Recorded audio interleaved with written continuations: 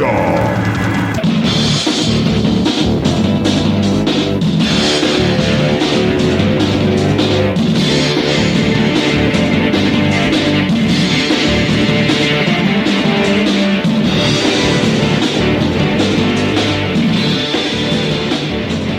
Welcome back, my friends, to the In Obscuria podcast, a podcast where we exhume obscure rock and punk and metal, and we put them in one of three categories: the lost, the forgotten, or the should-have-beens. My name is Kevin Williams, and I am joined this week by none other than Mr. Robert Harrison. Oh, that's right. I'm here. I forgot about that. You are here. Oh, good. And how are you? I am full, half schnockered, if not a little bit more than that, because we happen to be recording this on Cinco de Mayo. Cinco de Mayo, and I have had or enjoyed, let me just underline, enjoyed several mango ritas at the taco place across the street from the firehouse. They were delicious. They had a little chili lime salt on the rim. Yes. And then I just ate a bunch of really spicy chicken right before we recorded. So this is going to be awesome. This should be a very explosive episode. Crap. You feeling good, though? Yeah. Oh, God. Feeling great, man. Good. I had a production company come by today to tour the firehouse where they're filming a commercial here on Friday. So 2 days from now, I will have a famous recording artist doing a commercial in my house. Do we know who this artist is? Or did they not say? I know who it is, but I had to Google who it was because I didn't actually know who it was. And then a friend made fun of me for not knowing who this person was. And who is this person? T-Pain.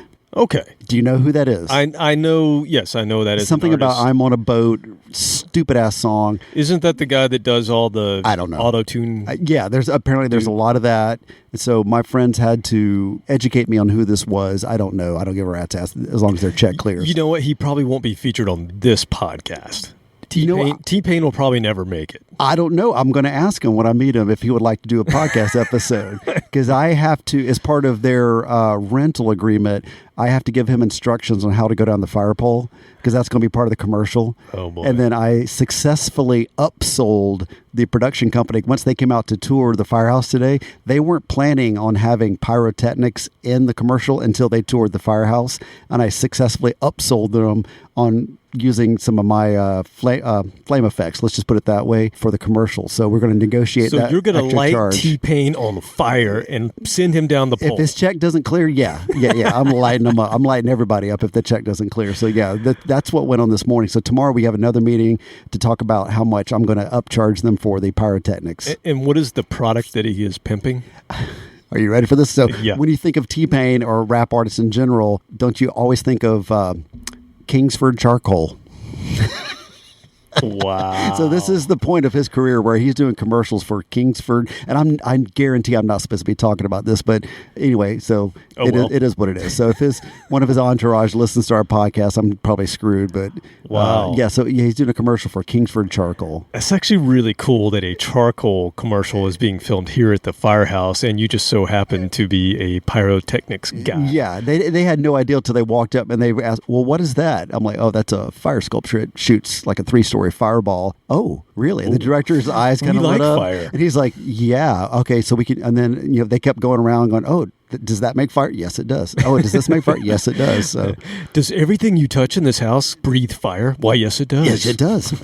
For the right price. I mean, so yeah, I get to think tonight of how much more I want to charge them for pyrotechnics, and then we get to talk about it tomorrow. So that was my day today, was negotiating fire. So what you're telling me is you're going to have a good payday, and you're going to be able to maybe buy us some drinks when we go to Nashville. Yes, so I will buy you Brad's buying us drinks, so I can't buy. I guess I could buy him a drink later. After he has to buy us one first because he was first to say so. Right. But then I'll actually pony up the cost of a beer for him, not his whole entourage. I know he travels with like 15 dudes and some women. He's slightly less than T-Pain, but he's pretty close. Yeah, so he's pretty cool, and he's got a lot of peeps around him. So I'll buy him one. He can share it if he wants to. Shareable beer. It might be a lot. You know what? I'll splurge for a 40. Oh, there you go. Yeah, look at me. I'm just throwing money out the door. That is charcoal money right there. So, Brad, you're getting some of my Kingsford money. Kingsford 20 twins coming down. That's right. Not hundos, 20 twins. No. 20 twins right there, baby. What are we talking about? I'll tell you what we're talking about. It's been a long time since we've rock and rolled, but that all changes this August as Rockin' Pod returns to Nashville. This annual convention brings together rock artists fans, and podcasters for an unforgettable rock experience. Special guests this year include Billy Sheehan, Ron Keel, Don Jameson of That Metal Show, and current and former members of Winger, LA Guns, Accept, and more. Stage panels, signing sessions, and photo ops will be available, plus lots of vinyl and memorabilia vendors. Music podcasters from all over North America will be appearing on site for live interviews, speaking sessions, networking, and more. Got a music podcast? Register and join us. Rockin' Pod Weekend kicks off with a pre-party featuring former Tesla guitarist Tommy Skeoch and his new band Resist and Bite, making their debut performance, as well as a rare hair set featuring surprise guests performing all-time classics. Rockin' Pod Weekend takes place August 6th through the 8th in Nashville, Tennessee. Tickets, VIP passes, podcast registration, and discounted hotel rooms are available now at rocknpod.com. Rockin' Pod is brought to you by DBG Productions, Bradley Entertainment, and Incaptia. You know, I'm actually looking forward to the possibility of meeting Billy Sheehan, not because of his musical greatness, but because a friend of mine follows him on Facebook, and she's always commenting on his posts. So they show up in my feed, and so he's like always posting things about dinner and what he's cooking and his black cat and all this. So I've grown. Why does your friend follow him? I don't know. She just is a fan. Okay. Yeah, all right. No. I need to ask like, if it's anything special, like she met him or. Right. But she's always commenting on his. I don't know if he ever comments back, but yeah. So I've gotten to know him personally through his Facebook page. So you know what he eats every day. Yeah, it's like he totally posts what his dinner is, and Alex said if his cat's sitting on his guitar amp, he'll post a photo of that. Now, does he usually add just a scooch of salt to his dinner? Scooch. Thank you very much. Scooch. You must explain, because nobody knows what the hell you're talking about. Well, so Aaron so eloquently said the man's name. It's Tommy Skeoch, who was formerly the Tesla guitarist, and Robert a few weeks ago called him Mr. Scooch. It's spelled like that. It Why looks wouldn't you like call that. him I was speaking phonetically. Thank you. Scooch. It's a small name. It's just a Scooch. I think when we're around him, we should make an effort to talk about, hey, can you turn that up just a scooch? Or it's over there. It's just a scooch away. So if we determine at what day I'm getting kicked out of this podcast for being a complete jackass, is it going to be the second day, you think? Second day. Yeah. We won't make it the third. I'll hold it through the first day and just let it fly the second day. Well, we're barely there the first day. I think it's just show up and go to the bar. To the bar. Yeah. And then because I've got quite a long history of getting thrown out of things. For Brad. And then we go and watch Mr. Scooch. I think we need a T-shirt that says that. Have your fingers this far apart. Oh, man. Well, after you make an ass of yourself, go listen to Pot of Thunder, Growing Up Rock, Slamfest Podcast, Decibel Geek, Podcast Rock City, Cobras and Fire, Rock Strikes 10, The Hustle, Metal Up Your Podcast, The Dummy Room, History Science Theater, State of Amorica, Potter Than Hell, The Podkist, The Kiss Room, I Love It Loudcast, Ages of Rock, The Synaptic Empire, and Monty's Rockcast. Come visit us at inobscuria.com. Give us a like, share us, recommend us, do all that stuff on social. Facebook, Twitter, Instagram, we're there. Get involved, people. Get involved. Leave us a review. It's all the business. Oh, well, yeah. For next quarter. Yeah, for next we got to quarter. talk about that, because there's somebody that said they've tried to leave us a review and have failed at that. So maybe there's a glitch. Is that Elvin? No, because Elvin sent me a note and said he tried to leave one as well. No, this is a new listener. A new listener. His name is Mackenzie. All right. So Mackenzie has tried to leave us a review according to his friend that passed along the word. So you may want to look into that, because I have no clue what to even look into. I'll look at the ones and zeros. And ones and zeros, because there might be like a backlog, 500 reviews that are just clogged up in that drain of ones and zeros. Got it. All right. So what are we going to talk about this week? I don't know. Are you asking me? Oh shit. Well, I was kind of waiting. Okay, it just happened. Good. I just had a deja vu. Okay, Vujade or deja vu? Vujade. You've never done it before. Have you ever had deja vu? I think I have. It feels like you know what that is, right? Yeah, I think I've had it before. You think you're reliving something? Yeah, that's happened. We've done this podcast before, haven't we? But has it? Feels like we've done the show before. It does feel like we've been in this exact position this before. room, yeah. It's very familiar. Yeah. So, science says a deja vu is associated with temporal lobe epilepsy. Ouch. So it's some sort of neurological anomaly. Big words, man. Yes, these are big words. Damn. And then there's what they call a healthy version. A healthy deja A healthy vu. version, yeah. It happens to 2/3 of healthy people. I'm definitely in the 2/3 that it happens to. It happens to me quite often, so that might be some sort of temporal lobe epilepsy. Did you hit your head or something? I don't know. But what it is, or at least this is what they say. This is what the science people say, but I don't know if you believe. Do you believe science? I don't know. I don't know about science. Science is... Here's what the crap. scientist, air quotation, quotes, air quotes Be here. sure to use those air quotes when They you say say scientist. that deja vu is a French word. No, they say that deja vu is a slight delay in processing from the left hemisphere to the right hemisphere. And therefore your brain fools you into thinking that something's happened before when it's actually just your brain being not so aligned. Yeah, I'm just processing stuff I learned in the 8th grade. It's just now making it to the other side. It was like a long journey. Phooey. Phooey? I say phooey on that. Okay. You know what I say? I say that before science, people really knew what deja vu was. It's a paranormal activity. It's a prophecy. I think so. It's spirits are talking to you. Exactly. There's no science in There's there. no science in that. This is Bunch of magic, crap. people. You going to believe science or magic? Come on. Magic has been around for how long? Exactly. So much longer than Thousands and science. thousands of years. Science has So been around for like much 30 longer. years. I'm going to go with longevity. Yeah, exactly. So No need to change. that's why I know that tonight we're going to talk about something that I know we've done before. I know I've prophesized this. Episode 77, grave mistake. Marillion should have been huge. What? 2010 to 2019. We just did this last week. 2 weeks ago. 2 weeks ago. 2 weeks ago. Oh. Yes, we are working our way down the decades. Oh, with the band dates. Marillion. The recent stuff. Yes. This is the most recent stuff. They're actually in the studio right now as we speak. Oh, sweet. We should probably phone a friend. We and should. talk to them. But I lost their number. Oh. So sorry about that. But anyway, let's talk about the last decade. So we have been talking about the neo-prog band called Marillion, who came about in 1979. The first episode we did, which was episode 73, we covered the years... Fish. No, That's the first right. one. The first one we did the 90s. Oh, that's right. You threw me off and went 90s. forward in time. Then I'm we went all back over the in place. time. Yeah, we're we not went going sequentially back in here. time later on. Yeah, we're not going sequentially. So we covered the 90s because that's when I discovered the band. We did all the albums in the 90s, which are a bunch. And that was the then- one that Neverland was it? No, No, we Neverland comes into the. We haven't gotten there yet. This is my decade. This isn't your decade. No, the one we're going to do today. No, it's not. No, it's not. You're so messed up. I Damn got it. you so confused. It's the Mango Ritas. This is not a deja vu for you. Oh, All right, so we covered the 90s, blew my mind.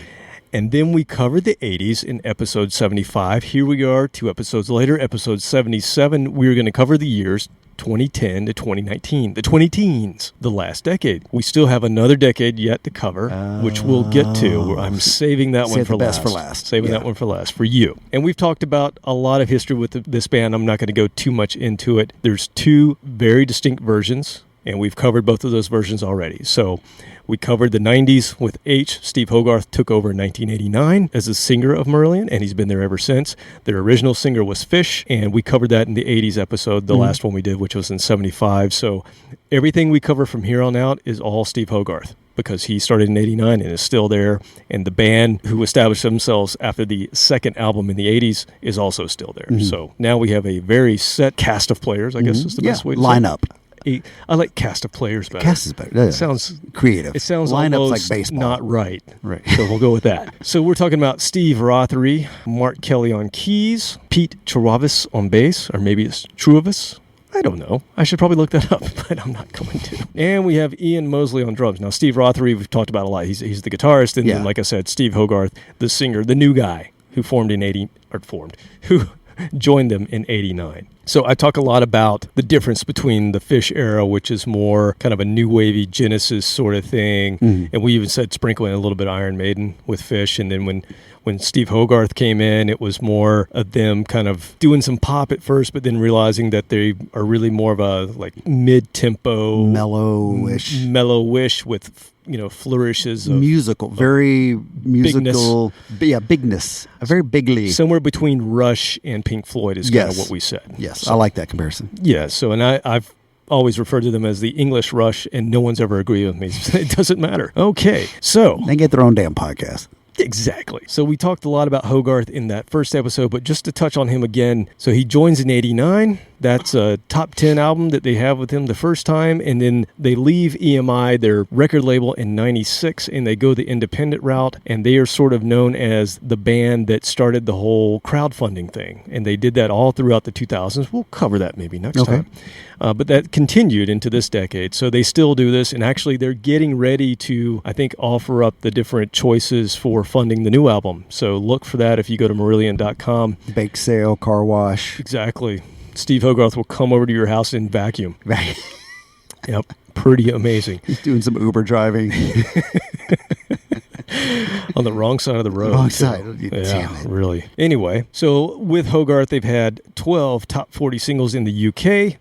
They've been ranked 38th in Classic Rock's 50 Best Live Acts of All Time. They're known as being a live act. And in 2016, we're going to cover it in this episode, they returned to the UK albums chart after 22 years of being off of it. They've sold over 15 million albums worldwide. Well, you might be thinking, how can you put them in a grave mistake? They should have been huge episode. Well, it's because they're pretty much only big in the UK and Europe. They sold like 20 albums here in the States. In the States, it's kind of hard to find people who know a lot about this band. You have people who have heard of them and maybe heard a little bit of the Fish era, maybe a couple of those first couple of Hogarth albums, but not too many people that go deep unless you're really looking into the prog corners of the cities. You know, if you go into these special clubs where these proggy people hang out. All the time. Oh, yeah. Hang out there every Friday, Saturday. I don't think they have those clubs. I think most people are in their bedrooms. The basement. Yeah, there's a basement for that prog group. Well, there. that's one of me too, right? This band has a Marillion weekend. It's an annual event, and they do it in different locations every year. And they just announced that I think the Marillion weekend in, I think it's the Netherlands, got canceled again this year because of COVID. But it's going to take place in the UK, and they do a couple of different locations. But basically what they do is they hold an event for themselves, and everybody shows up and just parties and has a good time. It's like a cruise, but they don't get on a boat. Right. No seasickness. Right. No dealing with the knuckleheads in foreign countries, so...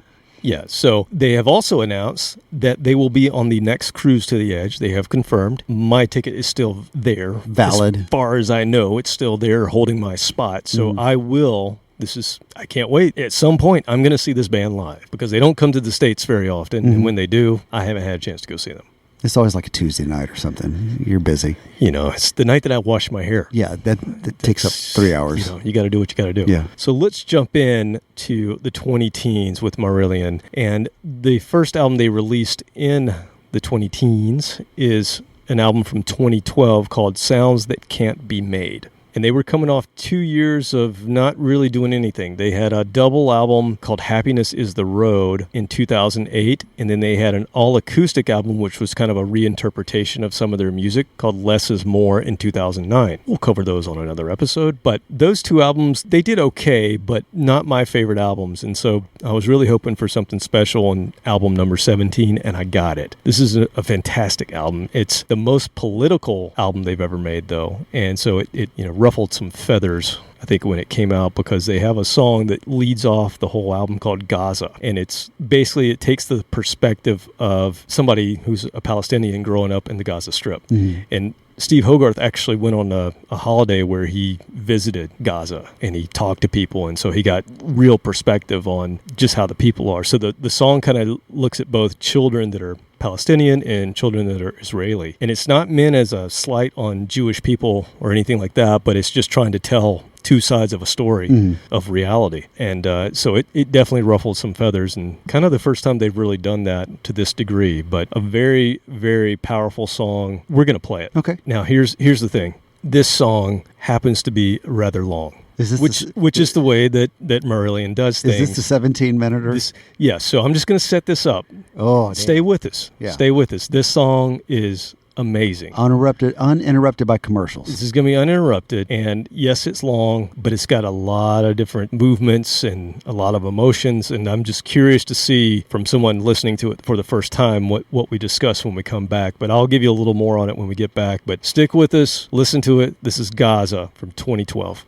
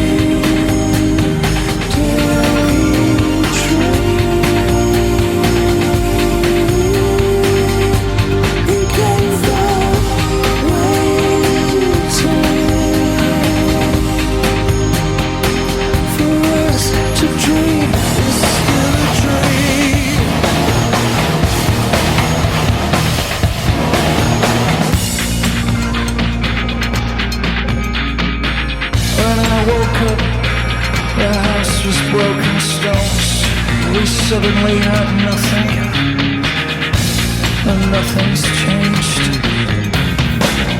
We live 8 people in this overcrowded heat. Factory farmed animals, living in our own sweat. Living like this is all my baby brother ever knew. The world does nothing. What can we do? We will kick the ball. We will skip the road. We will play outside. Be careful. We will paint and draw. We will say our prayers.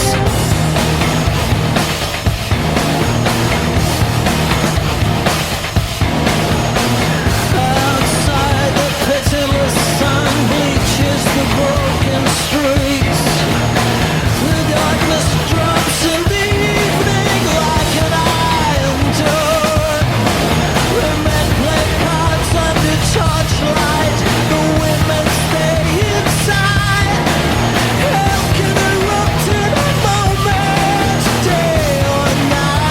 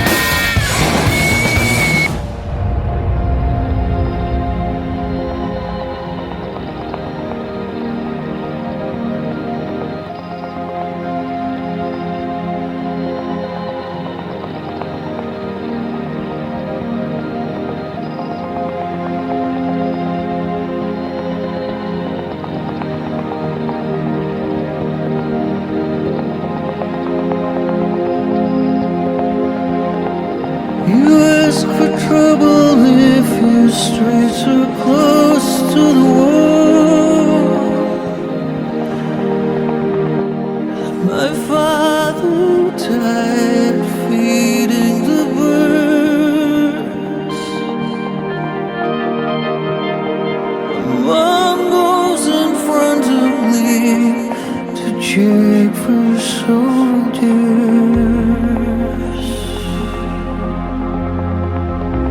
For every hot headstone, 10 come back.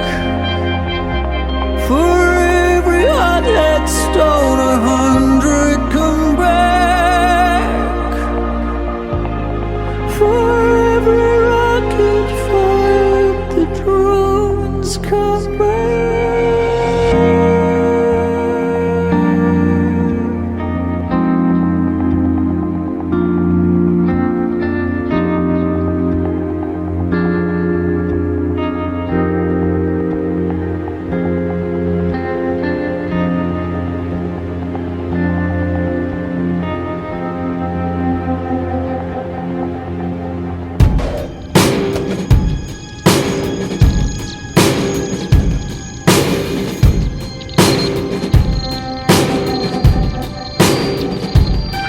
For 13 years, the roads have all been closed. We're isolated, we're denied medical supplies. Fuel and work are scarce. We build houses on our farms. The old men weep, the young men take our bombs.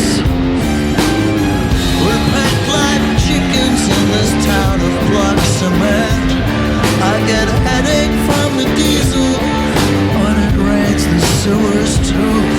I had no idea what much had done that until my older brother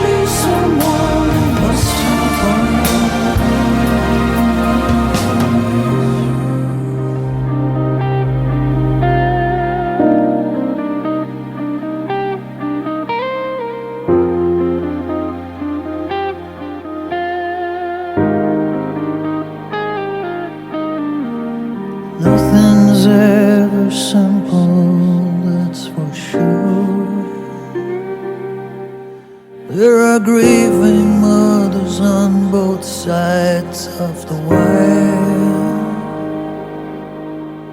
and everyone deserves a chance to feel the future. Just might be bright. But anyway you look at it, whichever point of view, for us to have to live like this, it just ain't right. It just ain't right. It just ain't right.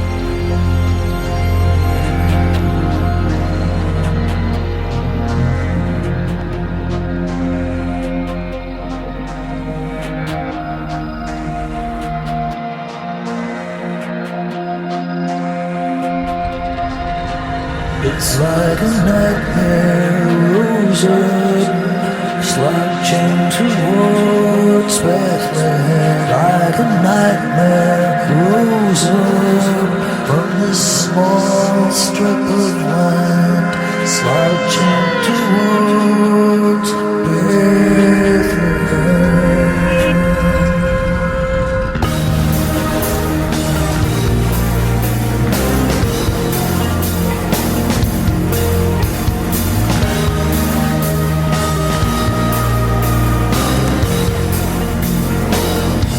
It's like a nightmare rose up from this small strip of land, slouching towards Bethlehem.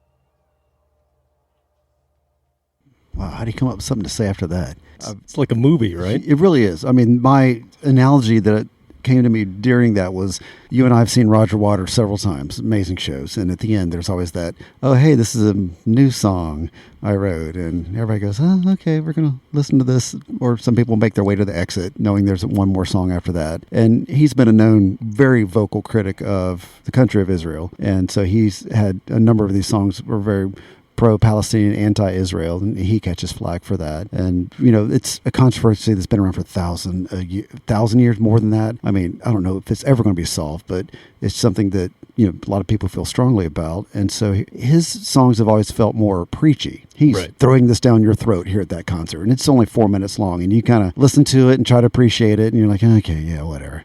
Where this song was more of, we're going to lead you down a pathway and tell you about something. If you want to come along and listen to it, that's cool. If not, we're going to do this anyway. And you find yourself moving along with them musically, lyrically throughout that 17 minutes. And it didn't feel like 17 minutes. It was over before I knew it. So the ending was great. It just went out in a very, I don't know, thought-provoking way with the harmonies by themselves without any music. So yeah, that was pretty cool. Yeah, a lot of different movements. Yeah, And some people may not like that, but in my head, it really plays out. It's very cinematic in nature. It just plays out as a short story almost. 17 minutes would be, you know, a little short film. And songs that allow you to have those psychological cinematic moments where you're on your own. It's your head, your imagination is there.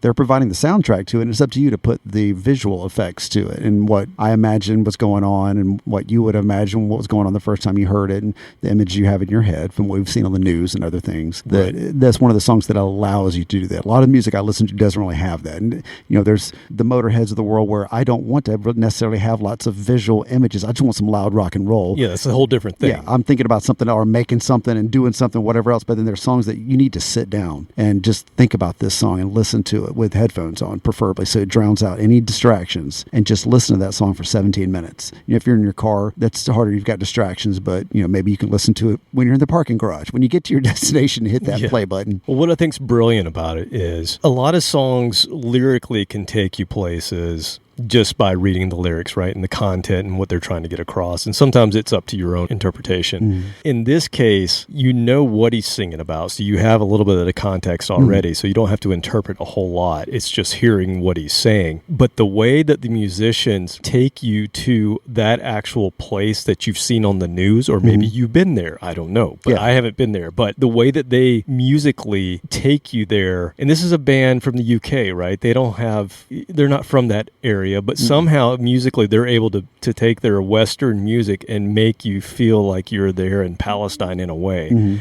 just by the way they're using the effects and the sounds. And it's just brilliant to me. It's, you know, very much like what I think a person who would do a film score goes through, is they're trying to transport you to what you're seeing visually. Here you don't have the visual, so they're trying to create the visual through the music. And they succeeded. And they totally succeed. And the other thing that I just find really powerful and why this album just really resonates with me is it's Marillion stepping into 2012. It's them taking everything they've done, but you're getting a little more heaviness in the beginning. You're getting a little more grit. You're getting a little bit of that kind of techno electronic kind of moving into the, you know, where everybody else is with the music going on in 2012, yet not losing who they are. So they're growing with what's going on around them in the music world, but also maintaining that they're still Marillion and they're still doing their thing. So. And growing without chasing the trends. Our last episode was all about bands chasing trends and very hilarious outcomes. Sad but hilarious. But they've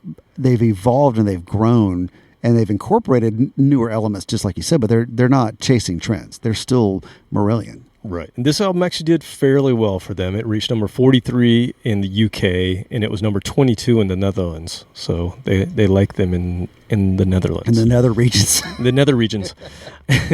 They were also awarded Band of the Year by Prague, which is like Progressive Music Awards.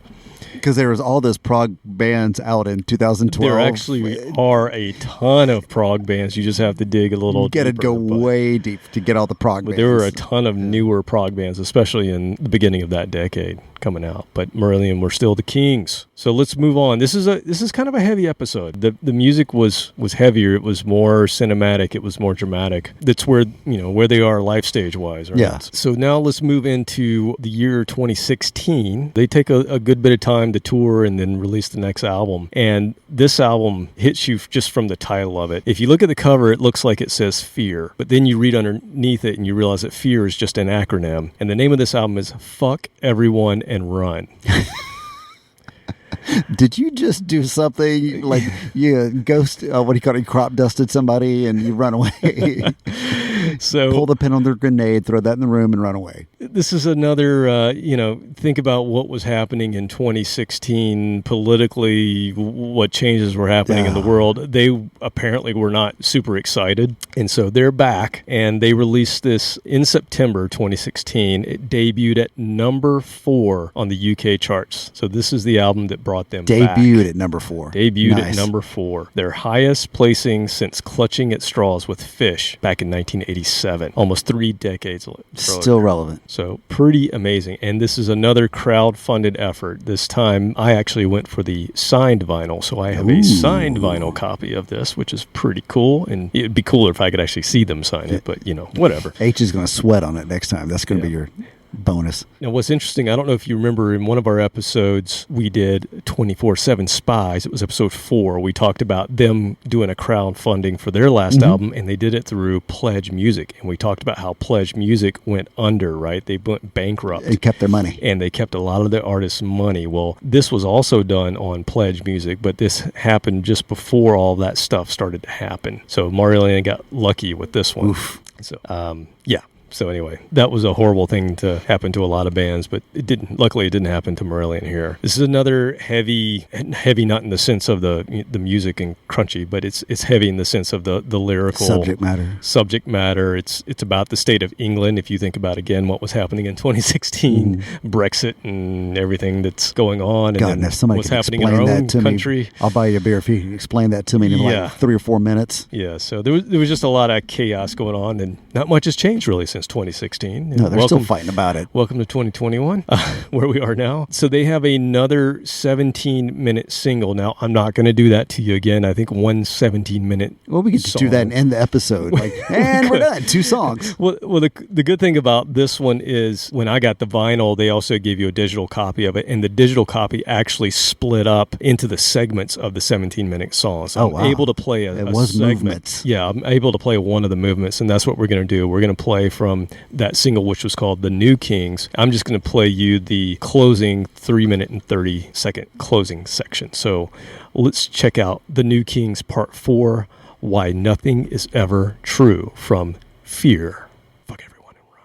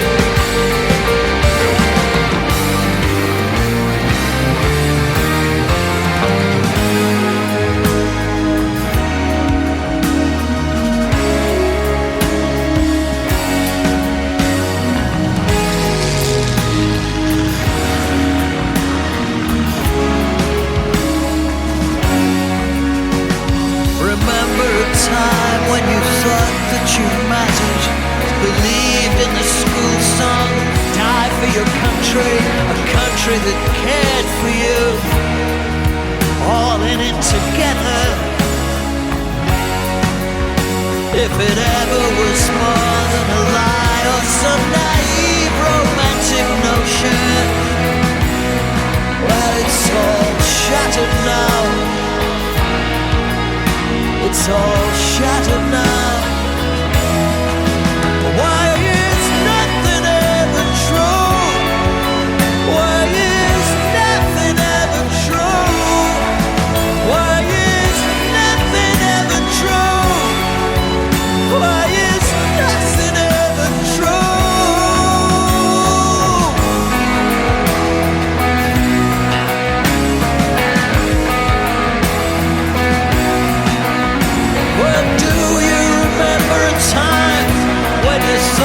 belong to something more than you.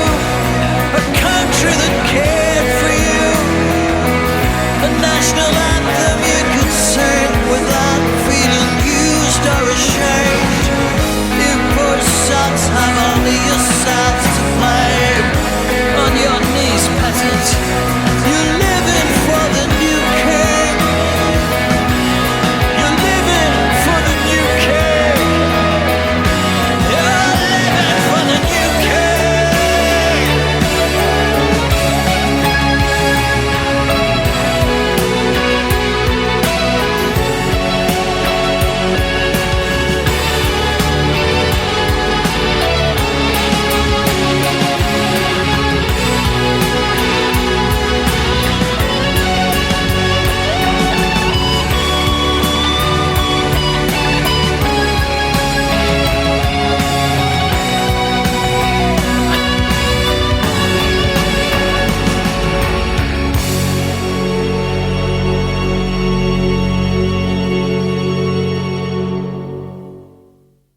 All right, maybe you should have played the whole thing. I don't know. It was a good taste. It was good. Good Yeah, taste that, of that what was a what was tease.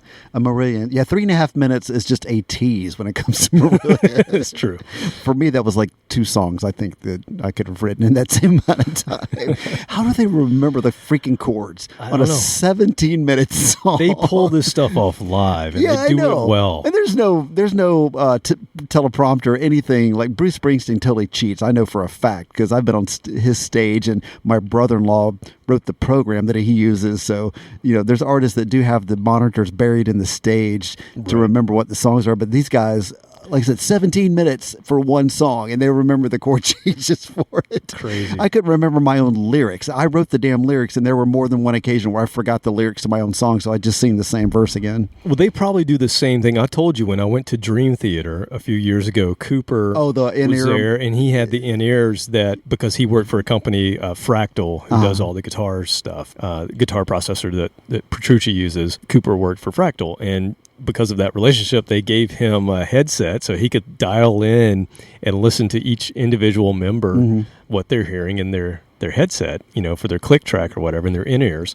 And the drummer had all sorts of cues. Audible cheat sheet. Audible cues that he was listening to because they have all those time signature and crazy Dream Theater stuff. But when I listened to the bass player for a little while, and I didn't hear any cues for him. He just knew. But I also heard that guy warms up for 2 hours before every show, and then after the show, warms down. Yeah, he plays for after he plays for 90 minutes, 2 hours, whatever he's doing, he goes and plays for another hour. Just to wind down. That's a freak. That's crazy. Freaks. I warmed up for a total, like, if you put all of my warm-up time I'm together. drinking beer. Yeah, like, in the entire time that we were around, every show that we did, practice, anything, my total amount of warm-up time was about 5 minutes.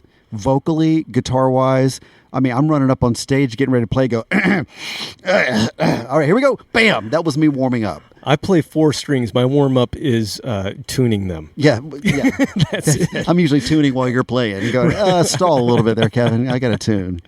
Yeah, crazy. Yeah, mad respect for that musicality. I don't know that Marillion does that same thing, but that's a possibility that they put vocal cues maybe in their in-ears or something. But and there's a reason why they're much better than I mean, ever these was. guys have been doing this since 1979, so I happen to think they just play it. Professionals. So crazy. So I've talked a lot in these episodes about the Marillion weekends that they do, and I actually have a recording from one that they did in 2015. Now, this didn't come out until 2018, but this is from the Netherlands, recorded in March 22nd of 2015. And these are on YouTube because I came across a couple. 2006 was one, and I don't know if it's Colorado or California, one of the C states, but it was amazing live performance, and definitely go check those out. Yeah, so what they tend to do is they have theme nights, right? So they may play all of Brave. We talked about that album in the 90s episode. They may play something front to back. They may play it backwards, all sorts of crazy things. And then in this particular night, the one that I got, it's singles night. So they played every single that they've ever released in order. So that means that Steve Hogarth had to sing all of the 80s Fish songs up front. So I thought it might be kind of fun to hear Hogarth's version of a Fish song, and this is a song that was actually a single that was on the Clutching at Straws album that came out in 87 with Fish. This was one that was a number 6 single on the UK singles chart, and it was the band's third top 10 hit, and it was actually their last hit single until 2004. So the name of the song is Incommunicado, and this is a version of H singing it.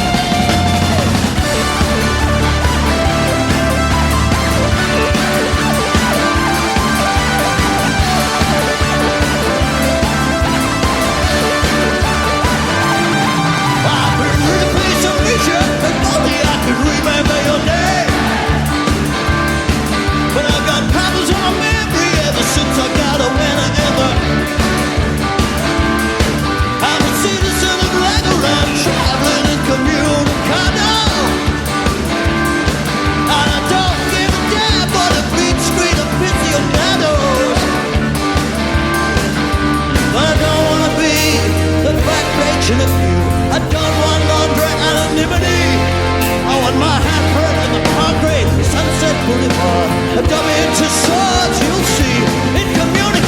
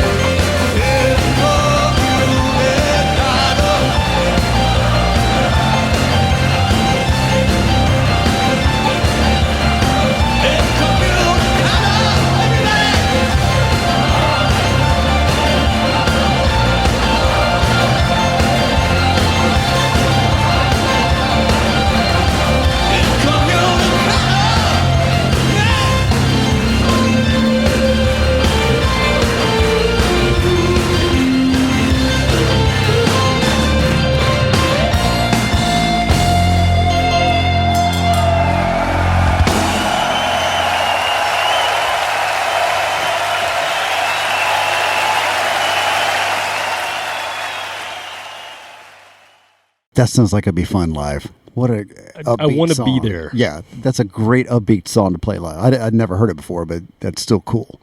What's cool about that is it has so that was originally done in '87. Yeah. But it's got this real kind of, to my American ears, it's got this real kind of Styx meets Rush vibe. 100% 70s. And maybe Saga. Yeah. Oh God. Tonight I'm on the loose. I love that song. Actually, that was one of the early MTV songs. This Canadian band. Yeah, Another Canadian band. I haven't heard this. I'm gonna have to go look that up again because I need to hear that song now. I think they're no gonna be on one the cruise. can stop us now. Tonight we're on the loose. I think they're going to be on the Prague cruise that I'm on as well. Oh, really? Yeah. I don't see them as I don't know any other songs of theirs, but I don't see them as a prog band. But hey, bless them for that. Want to hear it? Here it goes. Here it goes.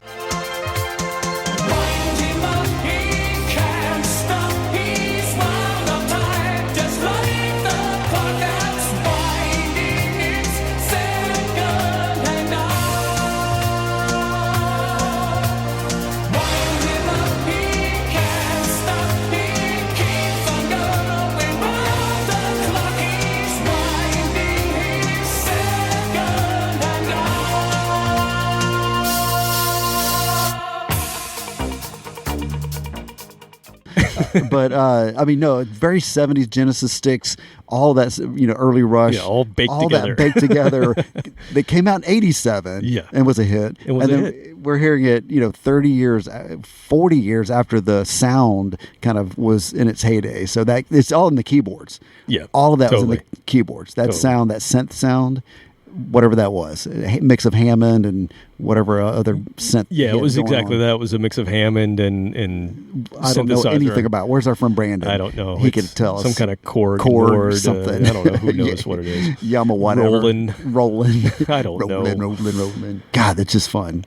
And an interesting take, if you know the song with Fish, an interesting take from H. I noticed that he depended on the crowd a bit. Oh, he kind of did the Vince Neil. I was going to say the Motley Crue move. That's the Motley Crue move. You sing a little bit of the chorus and then you just point the mic towards the audience and let them do the rest. Home sweet. Because I think you do it. I think range-wise, it's probably a little bit hard to do those Fish songs. Well, I got one more for you because they released another album in 2019, so it takes us to the fresh end of the decade. Relatively fresh. And this is another reimagining kind of album that they did. And so they've already done the acoustic one. What could they do next? Subliminal. The Orchestra. Oh, okay. The Orchestra. Yes. Not backtrack. No, it's not backtrack. No. They bring in a string quartet and reinterpret or reimagine some of their older songs. Oh, it's like when Metallica did the orchestra. Like it was all the rage. When was that? Mid-2000s? Like every band had to have an orchestra. Yeah. Was it late 90s? I don't remember. Maybe late 90s, when Metallica did it. But there was a whole string of them, and Kiss was one of them that followed it. Yeah. But this is a little bit different because this isn't live. A lot of those, they use the live recording, right? And they bring the orchestra in. Nope, this is them bringing a string quartet in that they actually used live. So one of the Marillion weekends in 2017, they decided to bring this string quartet on stage, and they did just that. They did one of these symphonic with Marillion shows, and they liked it so much they thought, let's bring them into the studio and sort of rewrite some of these songs that we love that we think would be interpreted really well with strings. Because they had never done that before. So they only do songs from the 8 years, so it's just stuff that Hogarth wrote or took part in. And I'm going to play Season's End, which, if you remember from our 80s episode, Season's End was the first album that Steve Hogarth was on in 1989. And the song Season's End is a really kind of dramatic song. It was one of the first ones of theirs where instead of trying to go pop, because that's what they did when Steve Hogarth first joined, this was the one song that was kind of still in that Marillion space. And so this is a really good one to reinterpret with a string quartet, and that's what we're going to do. So here is Season's End from With Friends from the Orchestra 2019.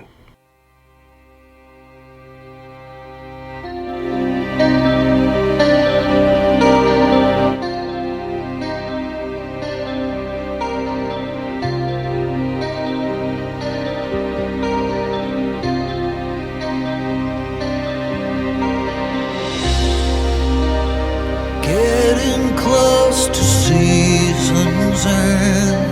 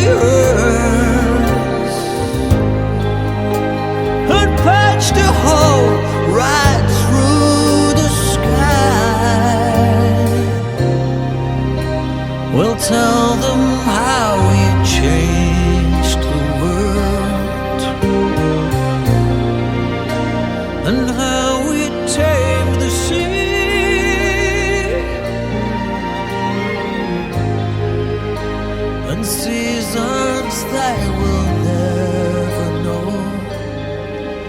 In England,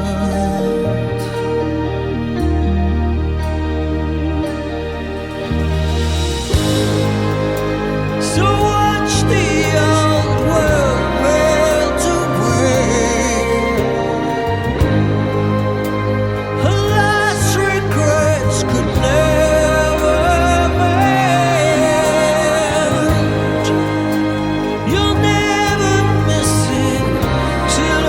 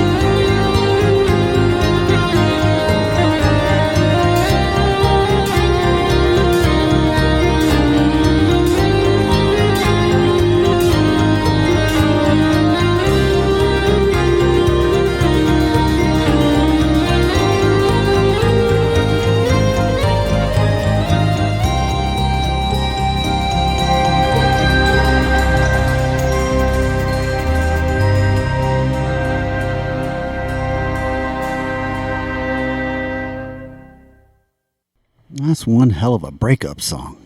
Damn. I just rip that heart right out, throw it out the window. The orchestral arrangements for that compared to bands like Metallica, Scorpions, things like that. It was the orchestra was live, but it's also way over the top. And when you combine metal bands with an orchestra, the orchestra really stands out. It was cool and it worked, but at the same time, you have one side Metallica, other side orchestra, and it's obvious they added strings to that. With this, Marillion is already so orchestral in nature that it was just an added element to a song, that it didn't stand out as, oh, this is with an orchestra. It was just, oh, this is Marillion really good. Right. Yeah, exactly. Just with a couple of more, and you can't even tell that it's not just the band, that, hey, these guys are talented. Who knew? This guy knows how to play the oboe. Right. Violin. It was slightly rearranged, so if you know the song, the bit at the end is all new. Oh, okay. And so it's like a reprise. Yeah, I don't know, it's just a cool interpretation of an older song, and one from H's very first album with the band. What we haven't talked about today that we have to talk about now is Steve Rothery's guitar playing. God, dude, all these songs, he just kills it. And we didn't talk about it on Gaza on the first song. Near the end, he just has this ripping, amazing, soulful lead, and then he had it again in this song, and just another gut-wrenching. I mean, the guy just is talented. That's what drew me to Neverland, my first Marillion song, even though I heard Kaylee back in the day. Right. I didn't realize I'd heard it till most recently. I've listened to it again, like, oh yeah, I did hear that song. But what drew me into the band was Neverland, and that really super simple guitar part. I mean, just like 5 notes, but the way he can draw that out. Same thing with Gilmour. There's several solos where he takes 3 notes. Other. Yeah, she's like, I'll introduce him. I'll call him up. David. Have you met this guy? Do you guys know you sort of play? Similar. Your kids go to kids, but the kids are grown ass adults. What am I talking kids about? Are 40, 50 years old at this point. Well, maybe with his new wife. Maybe he had some new kids with his new wife. Well, this is true. Yes, but anyway, you have to wonder. God, they're just so similar in the way they are talented, but yet not over the top guitars. I love over the top guitars. Don't get me wrong. Got to have that all day long. There's a place for all. There's these a place flavors. for all these different flavors. But what got me to pick up the guitar were people like David Gilmour, because I thought, oh, that's 5 notes. Oh, I think I can play 5 notes. Obviously not as well as he can, but it was attainable goals that I set for myself. That like, oh yeah, I can play 3 notes. That's cool, but I can't play these, arpeggiated runs all over the map. No, but I never would have picked up the guitar if it were just for those guys. So anyway, his style is similar. Both have a beautiful way of just making it drippy and just really nice. Yep. Absolutely. Not much more we can say there. There's more to come from us on Marillion. Yes. But there's also more to come from the band. Like I said, they're in the studio right now for album number 20. That was album number 19 that came out in 2019. And in 2021, we will get album number 20 from if they have Marillion. A show anywhere on the East Coast, I'll be seeing them on a boat, apparently, next year. On a boat. On a boat. Yeah, there's a rap artist that talks about that. Me and T-Pain going to be out on a boat. Well, Friday, he's going to be on a fire pole. I'll have to make a whole new song. Please take some pictures. I got to figure out a way to do that. Well, like I said, I worked it into the contract where I have to show him how to use the fire pole so he doesn't kill himself. That alone. So I think right then schooling T-Pain on how to use a fire pole. But I think I'll be able to talk them in. I don't know. Like I said, I've upsold them on the pyro. I think I can still upsell them even one more on some of the flamethrowers if I show them I didn't even show them those. I'm like, let me bring those out tomorrow. So I think I'll get really close. And if I sell them on the flamethrowers, I'll have to teach them how to use a flamethrower. I'll definitely get video of that, because that'll be a few minutes of education before I let him use one of those. You need to watch out, because T-Pain going to burn your house down. Well, if somebody burns my house down, it better be somebody that I can talk about it. And I've got their insurance certificate, so you know what? I'll just build it bigger and badder. All right, man. Well, that was Marillion in the 20-teens. What is this? Saga. Hell yeah! Sorry. Great Canadian progressive band. You should dig into them. It's good stuff. I think we should. Maybe we should. I think we're probably going to have to pause on the prog a little bit after we finish our Marillion. 1 week. We'll pause 1 week. We'll do something on punk rock. But we've had this 4-part Marillion piece. We have Yeah. one more to go, and I think it's probably going to be the one that you really resonate with. Yeah, So you know I like that. that's coming up in the next few weeks. Who knows what we're going to listen to next week? I don't know. Nobody knows. We'll do a seance. Surely. I think we got to get back to the seance and We do need some. to make sure they haven't forgot about us. The let spirits the need to occult- know who we are. Yeah, let the occult tell us what we're going to. It's got me this far in life. Exactly. I've always listened to them. Always. Until next week. See ya. Later.